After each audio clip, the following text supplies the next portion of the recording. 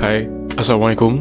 Hari ini aku akan membahas topik yang sering aku cari, sering aku pelajari, sering aku praktekkan di keseharianku, yaitu bagaimana cara bisa berbicara di depan umum, atau sebutan lainnya adalah public speaking.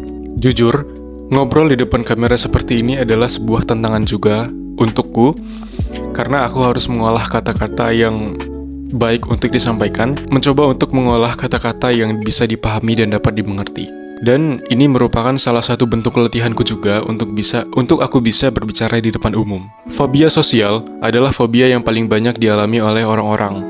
Dan menurutku itu benar karena kehidupan kita diliputi oleh kegiatan bersosialisasi dengan manusia, dengan makhluk-makhluk sosial. Dan fobia ini sering sekali muncul kepada orang-orang yang tertutup, yang mereka tidak tahu apa yang harus mereka omongkan ketika berada di depan orang, baik itu secara individual maupun kelompok. Hal-hal yang akan aku sampaikan adalah sesuai dengan pengalamanku, dan aku adalah orang yang tidak cakap dalam berbicara. Setidaknya sekarang sudah jauh lebih baik daripada diriku yang lalu, karena diriku yang lalu sangat-sangat tidak bisa untuk merangkai kata-kata saat situasi yang berhadapan dengan orang lain. Tidak jarang aku dicap pendiam oleh teman-temanku, guru-guruku, maupun keluargaku. Namun aku terus belajar dan memperbaiki apa yang sebenarnya yang salah dalam diriku, yang salah di dalam kepalaku, yang salah di dalam otakku, yang salah di dalam perbuatanku, sehingga aku bisa seperti itu dulu. Dan hal-hal tersebut yang mengantarkanku ke situasi yang jauh lebih baik sekarang. Hal yang aku lakukan pertama kali dan itu baru aku sadar sekarang adalah berolahraga. Apa hubungannya gitu kan berolahraga dengan berbicara? Jadi gini, menurutku dengan berolahraga itu kita bisa mempersiapkan fisik kita untuk bisa lebih fit, bisa lebih bahagia. Dengan kita berolahraga, otak kita secara otomatis akan menghasilkan hormon endorfin, hormon bahagia. Hormon bahagia itu yang membuat kita jauh lebih tenang, jauh lebih rileks. Ketika kita berolahraga, kita tidak hanya mempersiapkan fisik kita untuk menjalani seharian kita, namun juga otak kita, kepala kita. Dengan tubuh yang baik, dengan kondisi yang fit, kita akan jauh lebih bisa menghandle apa yang kita harusnya handle. Kita lebih bisa fokus untuk hal-hal yang kita fokuskan. Aku sudah mulai berolahraga itu sejak dengan rutin sejak SMA. Dan SMA adalah era di mana aku bisa lebih berkembang untuk tampil di depan umum. Dan sekarang aku sudah mulai lebih rajin, sudah lebih rutin, sudah memiliki jadwal untuk olahraga, dan aku jauh lebih baik dalam berbicara sekarang. Walaupun aku harus lebih banyak melakukan evaluasi diri, apa yang harus aku lakukan, apa yang harus aku kembangkan untuk kedepannya. Lalu setelah kita berolahraga dan memastikan tubuh kita dalam kondisi yang baik, selanjutnya harus kita lakukan dan ini wajib sekali untuk dilakukan adalah latihan. Latihan ini aku seringkali melakukannya dengan berbicara sendiri. Berbicara sendiri di depan kaca, di depan cermin, di depan tembok. Ketika aku selesai sholat, itu sangat-sangat membantuku untuk bisa mempersiapkan diriku, mempersiapkan kepalaku, untuk aku bisa merangkai kata-kata jauh lebih baik. Ketika kita berbicara, kita pasti memikirkan apa kata yang selanjutnya akan kita katakan gitu. Apa kata yang selanjutnya yang akan disampaikan. Dalam latihan berbicara sendiri ini, kita akan bisa mempersiapkan diri kita, mempersiapkan kepala kita untuk bisa merangkai kata-kata jauh lebih rapat, jauh lebih cepat, dan kita akan berbicara lebih lancar. Contohnya, dengan kalian menceritakan apa yang sedang kalian rasakan hari ini, apa yang sudah kalian lewati hari ini, dan apa perasaan kalian.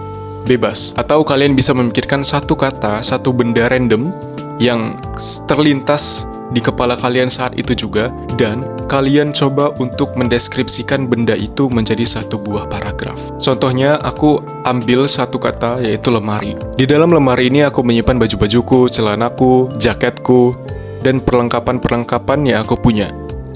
Di dalam lemari ini aku dapat memastikan bahwa barang-barangku aman, karena terdapat kunci, dan kuncinya aku akan selalu bawa kemana-mana. Dan itu sudah menjadi satu paragraf. Di awal-awal itu pasti akan susah. Kalian akan terbata-bata saat memikirkan apa yang harus kalian katakan. Tapi itu normal, dan itu harus dilatih. Yaitu masuk akal. Yang gak masuk akal, kalian tiba-tiba bisa buat satu paragraf atau satu halaman penuh ketika kita baru pertama kali mulai belajar. Seiring dengan berjalannya waktu, kita akan terbiasa dengan kata-kata yang spontan, kita akan terbiasa dengan memikirkan kata-kata yang harus kita ucapkan, dan akhirnya kita bisa lancar dalam berbicara. Lalu hal ini juga aku sering terapkan ketika aku setiap sehabis sholat gitu berdoa, khususnya ketika di rumah gitu, aku berdoa dengan suara yang lantang, dengan suara yang keras, atau minimal aku sendiri yang dengar. Ketika kita berada di dalam situasi di mana kita berdoa, itu suasananya sangat intim. Kita berbicara dengan Tuhan kita yang zatnya sangat besar itu, kita akan jauh lebih merasakan apa yang sedang kita rasakan, apa yang kita mau, apa yang kita inginkan, harapan-harapan kita. Dan itu secara nggak langsung kita sedang belajar public speaking, belajar berbicara. Aku selalu menerapkan itu dan aku berdoa dengan aku bercerita. Lalu setelah kita udah punya basic, kita sudah mempersiapkan diri kita sudah berbicara, kita sudah latihan berbicara sendiri di rumah atau dimanapun itu, yang kita nyaman untuk melakukannya, langkah selanjutnya adalah praktek langsung. Kita akan jauh lebih bisa karena kita sudah latihan sebelumnya. Kita sudah terbiasa dengan kata-kata, kita sudah terbiasa dengan menyusun kata-kata dengan cepat. Sebelum kita mulai berbicara, usahakan untuk ingat inhale dan exhale. Menarik nafas, lalu membuang nafas secara pelan-pelan. Itu akan membuat diri kita jauh lebih tenang, dan kita sedang mempersiapkan diri kita untuk bisa merangkai kata di depan banyak orang. Ketika kita sudah di depan banyak orang, yang paling banyak menjadi satu ketakutan adalah kita takut salah, kita takut dikritik, kita takut apa yang kita sampaikan akan berantakan. Kita takut kalau kita akan dijudge ketika kita sudah selesai dari panggung tersebut. Yang penting untuk kita ingat adalah mereka, audiens kita, tidak semenyeramkan itu. Mereka tidak memiliki banyak waktu untuk memikirkan kita yang sedang berada di depan. Mereka mengambil waktu mereka untuk memikirkan diri mereka sendiri. Apa masalah mereka, apa yang harus mereka lakukan selanjutnya, apa kesalahan-kesalahan mereka yang lalu, dan bahkan mereka anggap kita itu hebat. Mereka ingin seperti kita. Lalu selanjutnya, efek dari kita latihan itu bukan semata-mata untuk kita bisa berbicara di depan banyak orang, namun bagaimana kita bisa untuk berbicara secara individual atau secara kelompok yang lebih kecil. Yang bisa kita lakukan, dan aku sedang usahakan juga, adalah mulai untuk berbicara terlebih dahulu, mulai untuk membuka topik. Dalam hal ini, sebisa mungkin kita menjauhi pertanyaan-pertanyaan yang hanya memiliki jawaban iya atau tidak, memiliki satu jawaban. Namun, kita bisa membuka topik dengan, misalnya gini, daripada kita bertanya, kamu suka musik apa? Aku suka musik klasik. Dan jawabannya bakal satu itu doang. Tapi coba kita ganti dengan menambahkan kata kenapa. Dan itu akan membukakan celah untuk dia bisa menjelaskan lebih banyak dan kita bisa mengulik lebih dalam tentang orang tersebut. Lalu, nggak apa-apa kok untuk kita memberikan pertanyaan yang terkesan basa-basi gitu. Seperti, apa kabar? Kamu lagi sibuk apa gitu? Dan itu akan menjadi sebuah gerbang yang akan menuntun kita untuk bisa mengulik mereka lebih dalam, dan kita juga bisa memberikan mereka cerita juga. Tiba di ujungnya kita bisa menanyakan, ceritain dong tentang ini, ceritain dong tentang gimana kamu bisa masuk ini gitu. Dan itu akan membuat kita jauh lebih bisa mengontrol keadaan kita. Lalu sisanya yang bisa kita lakukan adalah kita mau atau tidak untuk melakukan dan mempraktekkan hal-hal tersebut. Aku juga sedang berusaha untuk bisa menghilangkan rasa ketakutanku terhadap kesalahan daripada tidak melakukan sama sekali. Ujung-ujungnya aku menyesal karena aku tidak mengutarakan sesuatu yang ingin aku sampaikan. Dan tentunya hal-hal yang aku sampaikan tadi tidak mutlak dan semua tergantung kondisi kita masing-masing. Karena banyak orang di luar sana